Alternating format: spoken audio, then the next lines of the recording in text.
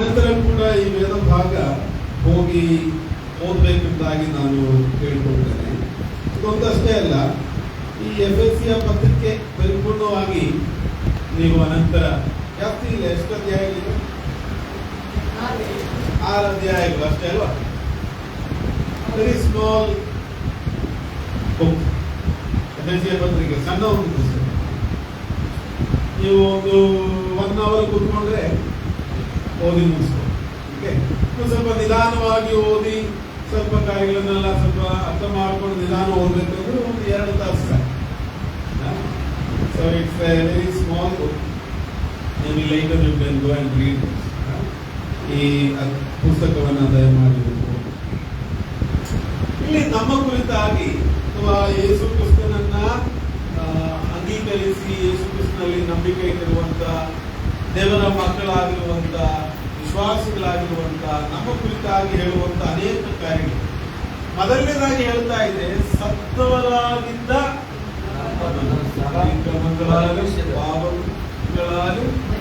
മരിച്ചവരായിരുന്ന ಹೇಳುವುದಾದ್ರೆ ಅಪರಾಧಗಳಲ್ಲಿಯೂ ಸತ್ತವರಾಗಿದ್ದ ನಿಮ್ಮನ್ನು ಎನ್ನುವ ಕಾರ್ಯವನ್ನು ಬೇಕಾದ್ರೆ ನಾವು ನಮ್ಮನ್ನು ಅಂತ ಒಂದು ಕಾಲದಲ್ಲಿ ಅಪರಾಧಗಳಿಂದ ಪಾಪಗಳಿಂದ ನಾವೆಲ್ಲರೂ ಏನಾಗಿದ್ದೆವು? ಪಾಪಿಗಳಾಗಿದ್ದೆವು, ಅಪರಾಧಿಗಳಾಗಿದ್ದೆವು. ಯೇಸು ಸ್ವಾಮಿಯ ಪ್ರೀತಿ ಹೇಗೆ ತೋರಲ್ಪಡ್ತದೆ ಎಂಬುದಾಗಿ ಪೌಲ್ ಹೇಳ್ತಾನೆ, ನಾವು ಅಶಕ್ತರಾಗಿರುವಾಗ ಆತನು ನಮಗಾಗಿ ಪ್ರಾಣ ಕೊಟ್ಟನು. ಈ ಮೂಲಕ ಕರ್ತನು ತನ್ನ ಪ್ರೀತಿಯನ್ನು ನಮಗೆ ತೋರ್ಪಡಿಸಿದರು. ಹೇಗೆ? ನಾವು ಯೋಗ್ಯರಾಗಿದ್ದಾಗ ಅಲ್ಲ, ನಾವು ಅಯೋಗ್ಯರಾಗಿದ್ದಾಗ, ನಾವು ಒಳ್ಳೆಯವರಾಗಿದ್ದಾಗ ಅಲ್ಲ, ನಾವು ಕೆಟ್ಟವರಾಗಿದ್ದಾಗ, ನಾವು ಪಾಪಿಗಳಾಗಿದ್ದಾಗ ಆತನು ನಮ್ಮನ್ನು ಏನ್ ಮಾಡಿದನು? ಪ್ರೀತಿಸಿದನು. God loved us when we were sinners.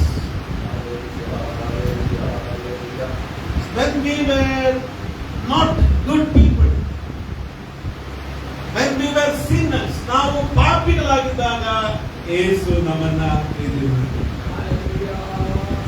ಯೇಸು ಸ್ವಾಮಿ ಭೂಮಿಯಲ್ಲಿದ್ದಾಗ ಆತನಿಗೆ ಒಂದು ಹೆಸರು ಬಿತ್ತು. ಜನರು ಆತನಿಗೆ ಒಂದು ಹೆಸರು ಹೇಳಿದರು, ಏನು? ಪಾಪಿಗಳ He is a friend of sinners. Jesus is a friend of sinners. ಲೋಕದ ಮನುಷ್ಯರಿಗೆ ಒಂದು ವೇಳೆ ಇದು ಬಹಳ ಕೀಳಾಗಿ ಕಾಣಬಹುದು. ಈ ಮನುಷ್ಯ ಪಾಪಿಗಳ ಸ್ನೇಹಿತನು. ಆದ್ರೆ ಯೇಸು ಸ್ವಾಮಿ ಹೀಗೆ ಹೇಳಿದರು, ಚೆನ್ನಾಗಿ ಆರೋಗ್ಯವಂತರಾಗಿರುವವರಿಗೆ ಯಾರು ಬೇಡ?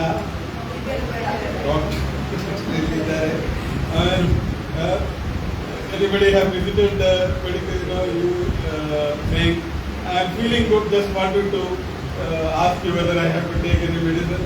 Nobody comes like that, ಅಲ್ವಾ? ನಾವು ಆರಾಮಿದ್ದಾಗ ಯಾರ ಹತ್ರ ಹೋಗೋದಿಲ್ಲ. ಡಾಕ್ಟರ್ ಹತ್ರ ಹೋಗೋದು ಯಾವಾಗ?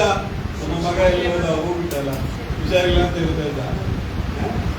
ಸೊ ನಮಗೆ ಹುಷಾರಿಲ್ಲ ಇಲ್ಲದೆ ಇರುವಾಗ ನಾವೇನ್ ಮಾಡ್ತೇವೆ? ಯೇಸು ಸ್ವಾಮಿ ಹೇಳಿದನು, ಒಬ್ಬ ವೈದ್ಯನು ಯಾರಿಗೆ ಬೇಕು? ರೋಗಿಗೆ ಬೇಕು. ಹಾಗೆಯೇ ಯಾರಿಗೆ ಬೇಕು ರಕ್ಷಕನು? ಪಾಪಿಗಳಿಗೆ. ಯೇಸು ಸ್ವಾಮಿ ಅದಕ್ಕೆ ಹೇಳ್ತಾ ಇದ್ದಾನೆ, I know you are sinners, that's why I have come to save you. ಯೇಸು ಸ್ವಾಮಿ ನಮ್ಮನ್ನ ರಕ್ಷಿಸುವುದಕ್ಕಾಗಿ, ನಮ್ಮನ್ನ ಉದ್ಧಾರ ಮಾಡುವುದಕ್ಕಾಗಿ, ನಮ್ಮನ್ನ ವಿಮೋಚಿಸುವುದಕ್ಕಾಗಿಯೇ ಆತನು ಬಂದಿದ್ದಾನೆ. ಆತನಿಗೆ ಗೊತ್ತುಂಟು ನಾವು ಪಾಪಿಗಳಂತಾಗಿ, ಆತನಿಗೆ ಗೊತ್ತುಂಟು ನಮ್ಮ ಕೊರತೆಗಳು, ಆತನಿಗೆ ಗೊತ್ತುಂಟು ನಮ್ಮ ಅನೇಕ ವಿಚಾರಗಳಲ್ಲಿ ನಾವು ಬಿದ್ದು ಹೋಗಿರುವುದು, ಆತನಿಗೆ ಗೊತ್ತುಂಟು ನಮ್ಮ ಬಲಹೀನತೆ. ಆದ್ರೆ ಯೇಸು ಸ್ವಾಮಿ ಹೇಳ್ತಾ ಇದ್ದಾನೆ, whoever you are, whatever is your condition, I still love you. Nobody can love like ಯೇಸು ಸ್ವಾಮಿಯ ಹಾಗೆ ಪ್ರೀತಿಸುವುದಕ್ಕೆ ಯಾರಿಂದಲೂ ಸಾಧ್ಯ ಇಲ್ಲ. Only Jesus can love as we are. ನಾವು ಇರುವಂತೆಯೇ ನಮ್ಮನ್ನ ಪ್ರೀತಿಸಲಿಕ್ಕೆ ಒಬ್ಬನಿಗೆ ಮಾತ್ರ ಸಾಧ್ಯ. Even when we are sinners, ಅಲ್ಲಿ ಹೇಳ್ತದೆ ನಾವು ಪಾಪಿಗಳಾಗಿದ್ದೆವು, ನಾವು ಅಪರಾಧಿಗಳಾಗಿದ್ದೆವು, ಹಾಗೆ ಸತ್ತವರಾದಂತ ನಮ್ಮನ್ನ ಆತನು ಏನ್ ಮಾಡಿದ? ಜೀವಿಸ ಅಲ್ವಾ? So we were dead in our trespass, our sins, but God made us alive. ಹಾಗೆ ಅನೇಕ ಕಾರ್ಯಗಳು ಈ ವೇದ ಭಾಗದಲ್ಲಿ ನಾವು ನೋಡ್ತೇವೆ. ಎಫೆಸಿಯರ್ ಪತ್ರಿಕೆ ಅಧ್ಯಾಯದ ನೋಡಿ ಅದರ 11ನೇ ವಚನದಿಂದ, ನೀವು ಪೂರ್ವ ಕಾಲದಲ್ಲಿ ಕ್ರಿಸ್ತನನ್ನು ಸೇರುವವರಾಗಿದ್ದು ಇಸ್ರಾಯೇಲಿಯ ಹಕ್ಕಿನಲ್ಲಿ ಪಾಲಿಲ್ಲವಾದವರಾದರೂ ಅಬ್ರಾಹ್ಮನಿಗೆ ಉಂಟಾದ ವಾಗ್ದಾನಕ್ಕೆ ಸಂಬಂಧವಾದ ಒಡಂಬಡಿಕೆಗಳಿಗೆ ಸೇರಿದವರು, ಈ ಲೋಕದಲ್ಲಿ ಯಾವ ನಿರೀಕ್ಷೆ ಇಲ್ಲದವರು, ದೇವರನ್ನು ಅರಿಯದವರು ಆಗಿದ್ದೀರೆಂದು ಜ್ಞಾಪಕ ಮಾಡಿಕೊಳ್ಳಿ. ನೋಡ್ರಿ, ನೀವು ಪೂರ್ವ ಕಾಲದಲ್ಲಿ ಅಲ್ಲಿ ಅನೇಕ ವಿಚಾರಗಳು ಹೇಳ್ತಾ ಇದೆ. In my Bible it says you are aliens and then it says you are strangers. ಕನ್ನಡದಲ್ಲಿ ಏನು ಆ ಪದವನ್ನು ಉಪಯೋಗಿಸುವುದು? ನೀವು ದೇವರ ಏನಾಗಿದೆ? ನೀವು ಪೂರ್ವಕಾಲದಲ್ಲಿ ಕ್ರಿಸ್ತನನ್ನು ಸೇರದವರಾಗಿದ್ದು ಇಸ್ರಾಯೇಲಿಯ ಹಕ್ಕಿನಲ್ಲಿ ಪಾಲಿಲ್ಲದವರು ಪಾಲಿಲ್ಲದವರು ಅಂದ್ರೆ ನಮಗೆ ಬೇಗ ಅರ್ಥ ಆಗಿಲ್ಲ.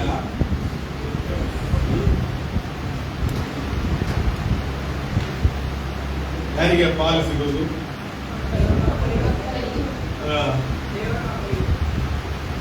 ನಾನು ಬಂದು ಅಂಕಲ್ ನಾನು ನಿಮ್ಮನ್ನ ಬಹಳ ಪ್ರೀತಿಸ್ತೇನೆ, ನಿಮ್ಮ ಸ್ವಲ್ಪ ಪಾಲು ನನಗೆ ಕೊಡ್ರಿ ಅಂದ್ರೆ ಯಾರು ಕೊಡ್ತಾರ?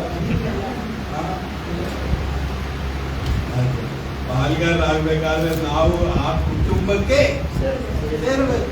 ಅಂದ್ರೆ ಅರ್ಥ ಇಷ್ಟೇ, ನೀವು ದೇವರ ಕುಟುಂಬದಲ್ಲಿ you are not part of God's family, you are not part of God's household, you are stranger, you have no part in God's blessing.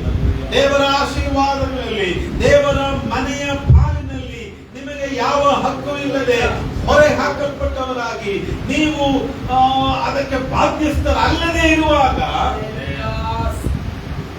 ಕರ್ತನು ಹೇಳ್ತಾ ಇದ್ದಾನೆ, I want you to be in my house as the heir of my household. ನನ್ನ ಮನೆಯ ಪಾಲಿನವನಾಗ್ಲಿಕ್ಕೆ ನಾನು ಇದನ್ನ ಹಾಗೆ ಪ್ರಿಯರೇ, ನಾವು ಅನ್ಯರಾಗಿದ್ದಾಗ ದೇವರ ಮನೆಗೆ ಸೇರುವ ಯಾವ ಯೋಗ್ಯತೆನೇ ನಮಗೆ ಇಲ್ಲ. ನಾನು ನನ್ನ ಕುರಿತಾಗಿ ಹೇಳುವುದಾದ್ರೆ ದೇವರ ಮನೆಗೆ ಸೇರುವಂತ ಯಾವ ಯೋಗ್ಯತೆಯೂ ನನಗಿಲ್ಲ. ಕೆಟ್ಟವನಾಗಿದ್ದಂತ ನನ್ನ, ಪಾಪಿಯಾಗಿದ್ದಂತ ನನ್ನ, ಯಾರು ಪ್ರೀತಿಸದೆ ಇರುವಂತ ನನ್ನ ಯೇಸು ಸ್ವಾಮಿ. ಬೈಬಲ್ ಹೀಗೆ ಹೇಳ್ತದೆ, ನೀವು ನನ್ನನ್ನ ಹುಡುಕಿ ಬರಲಿಲ್ಲ, ನಾನು ನಿಮ್ಮನ್ನ ಹುಡುಕಿ ಬಂದೆ. Jesus came in search of us. Hallelujah. Not because we were good, though we were sinners. He wanted us to be His household, to be in His family. ನಾವು ದೇವರ ಕುಟುಂಬಕ್ಕೆ, ಆ ಪದವನ್ನೇ ನಾನು ಉಪಯೋಗಿಸ್ತೇನೆ, ದೇವರ ಕುಟುಂಬಕ್ಕೆ. ನಾವು ದೇವರನ್ನ ಏನಂತ ಕರೀತೇವೆ? What do we call God? ಅಪ್ಪ, ತಂದೆ. We call God as a Father. So who are we? Hallelujah. ನಾವು ದೇವರನ್ನ ಅಪ್ಪ ಎಂಬುದಾಗಿ ಕೂಗುವ ಹಾಗೆ ಆತನು ನಮ್ಮನ್ನ ಏನ್ ಮಾಡಿದ್ದಾನೆ? ನಮ್ಮನ್ನ ತನ್ನ ಮಕ್ಕಳಾಗಿ ಮಾಡಿದ್ದಾನೆ. See the dearness that God wants to have with us. Look at that heart of Jesus. Look at that heart of God. ದೇವರು ನಿನ್ನ ಕುರಿತಾಗಿ ಬಯಸುವಂತದ್ದು, ನೀನು ಅವನಿಗೆ ಪ್ರಿಯ ಮಗನಾಗಿರಬೇಕು, ನೀನು ಅವನಿಗೆ ಪ್ರಿಯ ಮಗಳಾಗಿರಬೇಕು. ಮಗನಾಗಿ, ಮಕ್ಕಳಾಗಿರುವುದಕ್ಕಾಗಿ, ಆತನು ನಮ್ಮ ತಂದೆಯಾಗಿರುವುದಕ್ಕಾಗಿ ಅಂತಹ ಒಂದು ಸಂಬಂಧ ಆತನು ನಮ್ಮಿಂದ.